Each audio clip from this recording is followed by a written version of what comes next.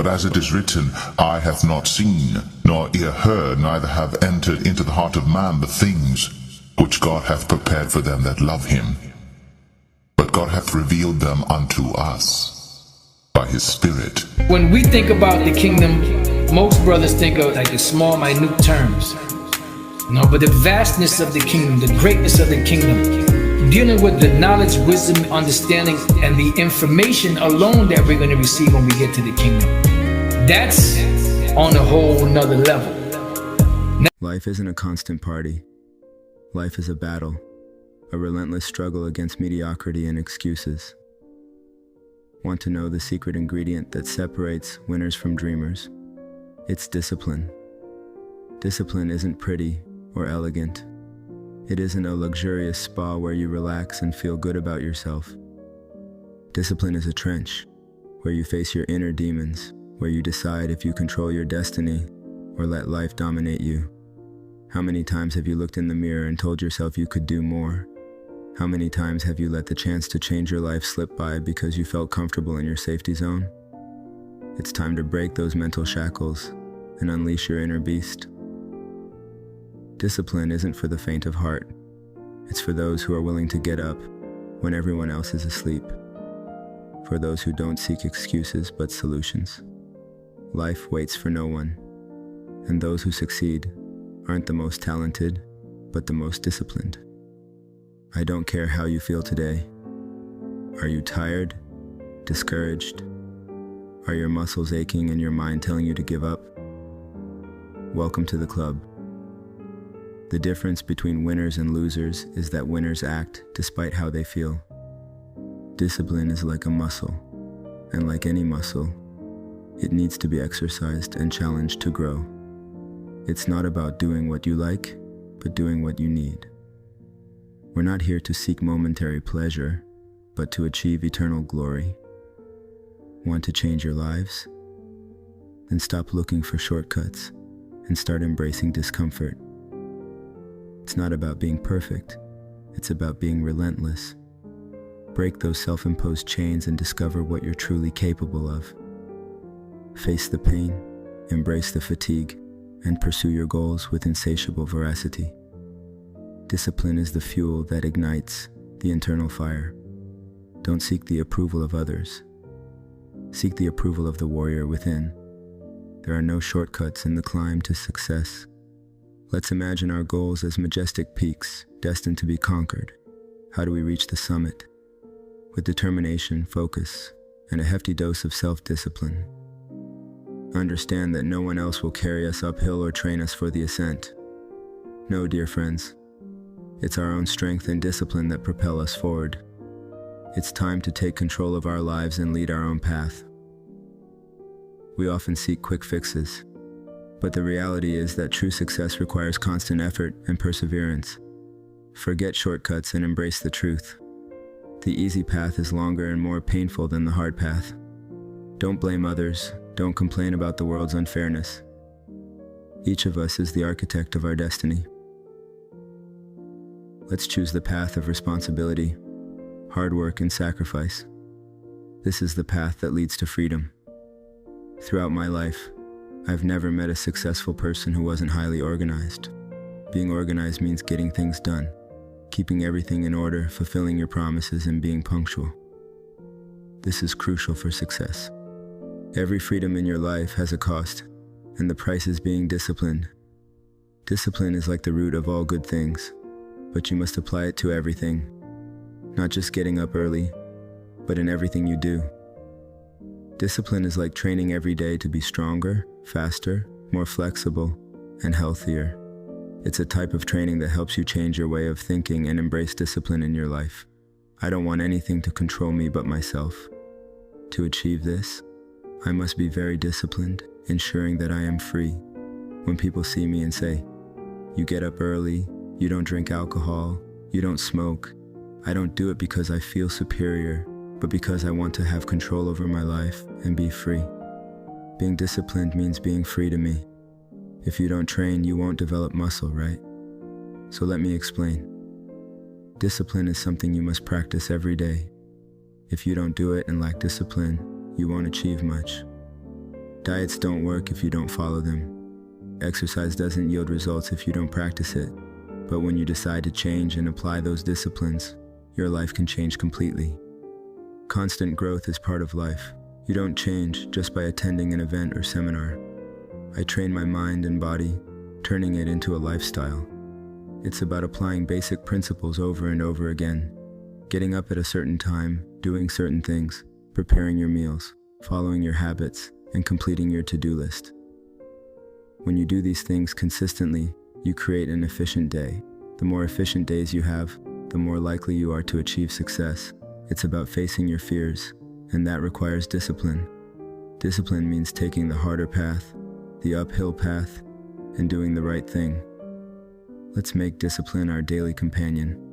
Instead of letting our goals waver, let's rise aggressively and boldly advance towards victory. Let's master the routine. Let's perform every task with perfection. Let's surpass others and achieve the best that no one could expect. So rise, unleash the inner beast, and conquer every challenge life throws at you.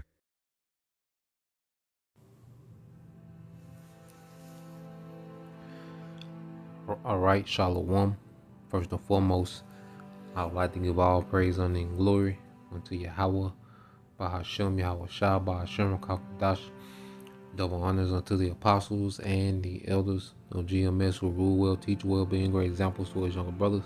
And peace and blessings and salutations to the hopeful lake out there pushing his word in truth and in sincerity across the four winds in the name of Yahweh Bahashem, Yahweh Shah. Pushing to get up out of here. Shalom to the hopeful lake, the believers, the listeners whom have came back to the obedience of the scriptures through faith in Yahweh Bahashem, Yahweh Shah.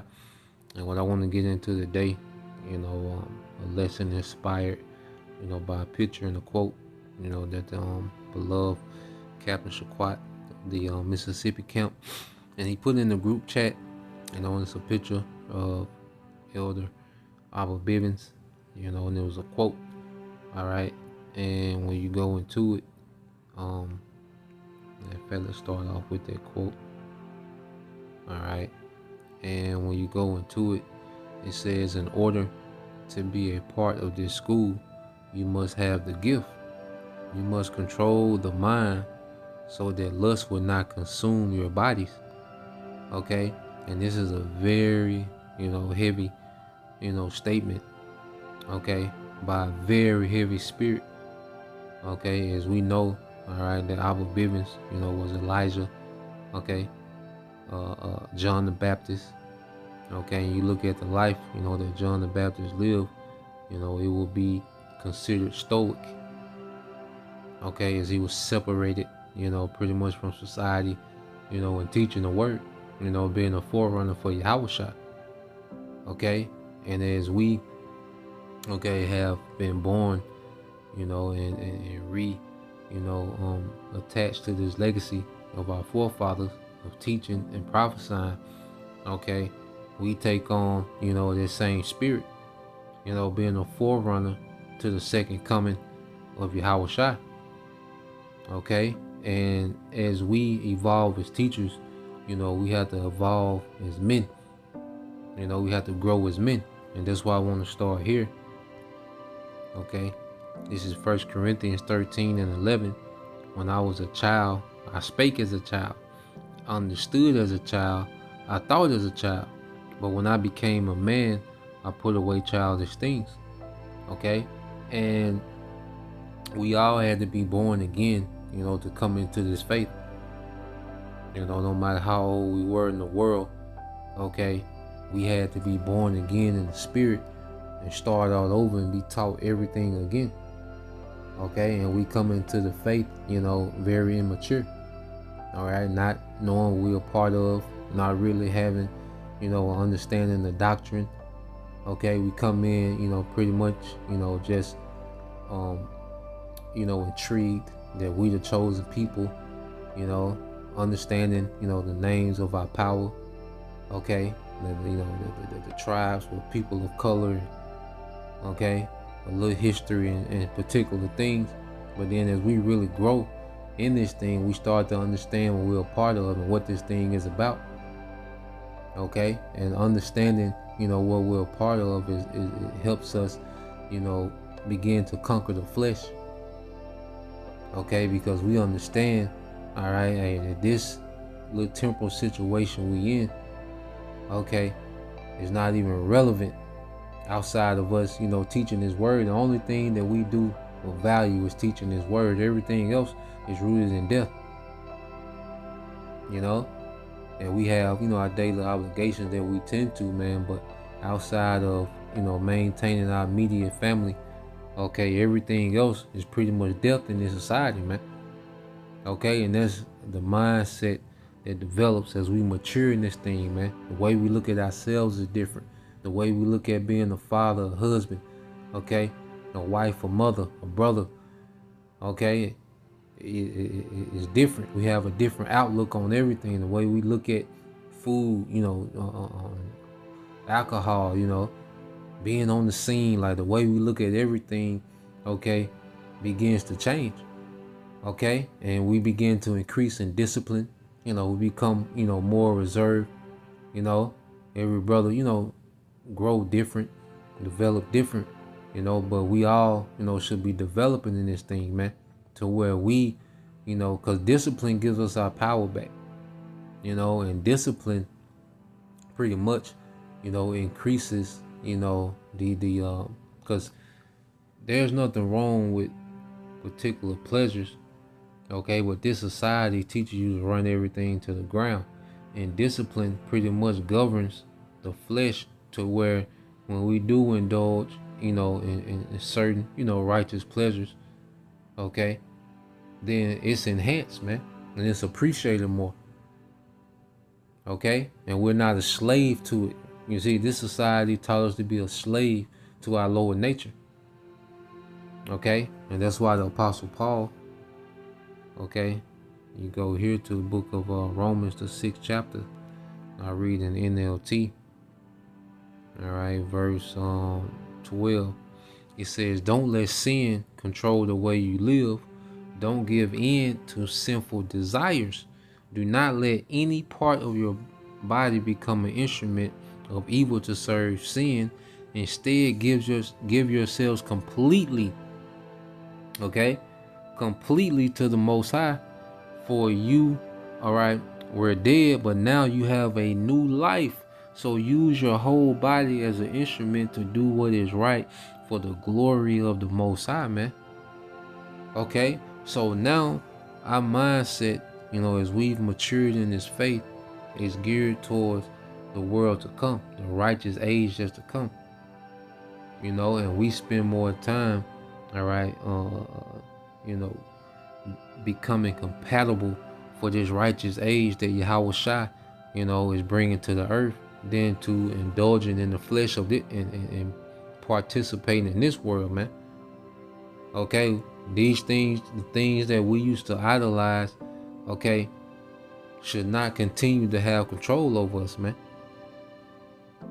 Okay, we need to be the biggest example of what we teach, man, as we speak against these things, as we speak against, nigger culture, westernization, okay, the outer order woman. When we speak against these things, we should be the biggest example of what we teach, man, and have discipline when it comes to every facet of our life, man. And where these things do not have control over us, man. These, like I say, the people in this world, they're slaves to these things, man. Okay? But now our mind is geared towards being compatible for this new age, okay, of righteousness, man. Okay, that Yahweh Shai is going to usher in. It says, "Sin is no longer your master, for you no longer live under the requirements of the law. Instead, you live under the freedom of the Most High's grace." Okay, now within this grace period, there's not liberty to sin. Okay, that just means we're liberated from the consequences when we do go off, as we strive for righteousness, man. Okay, that's what their grace is for, to give us room to grow.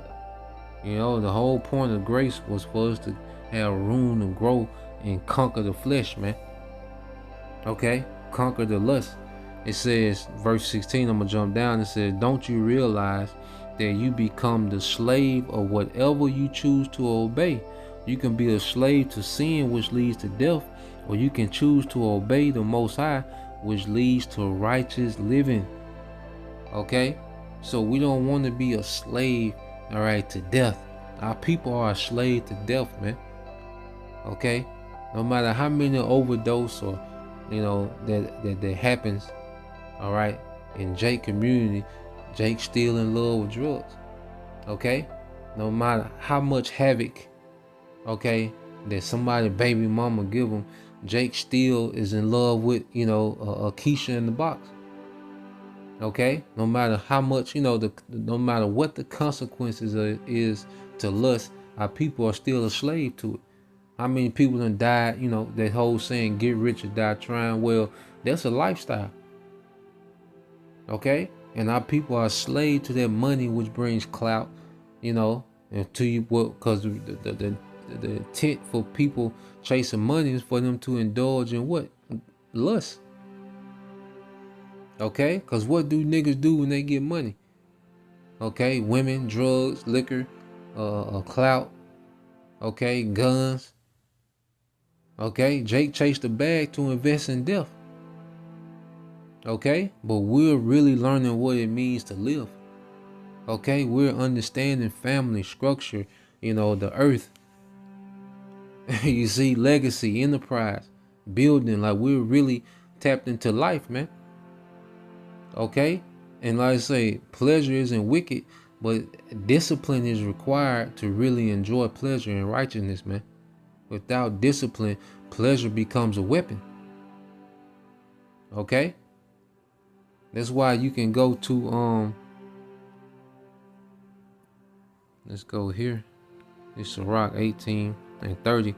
It says, "Go not after thy lust, but refrain thyself from thine appetites." Man, hey, we grow in restraint.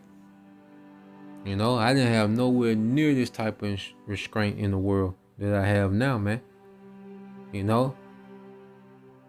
that's growing, and that's just maturing in your house shot, being around brothers that's mature. Okay, in the faith, watching brothers grow. Beginning with the apostles and elders, man, the bishops. Okay, so restraint, should grow. Okay, these are things that need to increase, man, having restraint. Okay, you can't go after everything that the flesh wants, man. The scriptures say the eye is not satisfied with sin. Okay, that's why you have the masses of the people running themselves raggedy, trying to scratch every itch, man. Okay, but as we get stronger in the spirit, we know how to make the flesh stand down. We ain't gonna be perfect. Okay, you're gonna have moments, man, but those moments should become more few and in between as we grow. Okay, so let's go from here, and we end it here. This is Psalms 14, 16. So like Psalm 16:1. All right, Psalm 16:11. So like it says, "Thou wilt show me the path of life." Yahweh Shai is teaching us how to live through the volume of the book. We're learning how to live. Like what we thought was living, enjoying, buffeting in the flesh. That wasn't living, man. Okay, now we're really understanding life. Okay, now we're really appreciating, cause see, this truth gives us an appreciation for the simple things, man. Okay, we don't have a lust for money. We want power and resources, real wealth. Okay, we don't have a lust. Okay, for hoes. Okay, we want wives, man, to start families. Okay, that's their maturity, man. See, we don't want people to be popular. Okay, like I say, we want power, man. okay, to govern the earth in righteousness, man. We want to see righteous systems govern the earth, man. Righteous laws be the standard of the earth, man. Okay? And then we can enjoy righteous pleasure, man. You see? And he says, thou wilt show me the path of life, in thy presence is fullness of joy. At thy right hand there are pleasures forevermore. Okay? And this is through Yahweh Shai, man. We're going to enjoy pleasure and righteousness, man. It's going to be in order. It's going to be with class, man. Okay? Not this ratchet, tacky, low culture that was given to us by the devil, man. This beast system, man. You see? So, I want to go back to this quote. All right? Going in this from Abba Bivens. It says, in order to be a part of this school, you must have the gift. You must control the mind so that lust will not consume your bodies. And that's heavy. That's heavy. That's something to live by. So Lord will, you brothers, all right, and you sisters edified. Till next time, I say shalom.